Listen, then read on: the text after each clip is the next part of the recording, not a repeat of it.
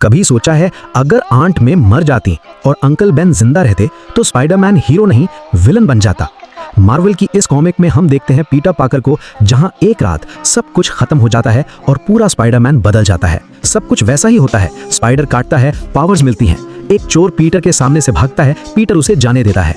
लेकिन इस दुनिया में अंकल बेन उस रात घर पर नहीं थे। जब वो लौटते हैं, आंट मे को गोली लग चुकी होती है। पीटर टूट जाता है, गुस्से में चोर को ढूंढने निकल जाता है और अंकल बेन के सामने अपना स्पाइडरमैन का सीक्रेट रिवील कर देता है। वर्कशॉप में जब वो चोर का चेहरा देखता है तो वो वही आदमी होता है जिसे पीटर ने जाने दिया था।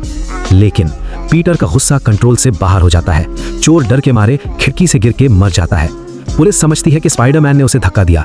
तब अंकल बेन आते हैं और पीटर को छुपने को बोलते हैं और खुद क्राइम एक्सेप्ट कर लेते हैं। अंकल बेन को जेल हो जाती है, पीटर अकेला रह जाता है। वो गुस्से से भरा जाता है और स्पाइडरमैन बनना छोड़ देता है। और जब जरूरत होती है तब वो लोगों को बचाने नहीं आता।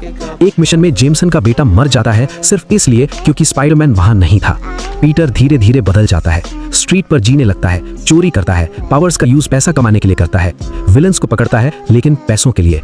एक दिन वो अंकल बेन को जेल से छुड़ाने जाता है, लेकिन अंकल बेन मना कर देते हैं। अंकल बेन पीटर को कहते हैं बड़ी ताकत के साथ बड़ी जिम्मेदारी भी आती है।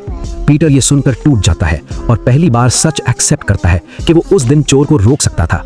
अंकल बेन ये सुनकर उसे माफ कर देते हैं। पीटर नई जिंदगी शुरू करता है, फिर से विलेंस को पकड़ता है, स्कूल खत्म करता है, एमजे से मिलता है और जब अंकल बेन रिलीज होते हैं वो उसके साथी बन जाते हैं। ये स्पाइडरमैन देर से समझता है, पर जब समझता है तो रिस्पॉन्सिबिलिटी से कभी भागता नहीं।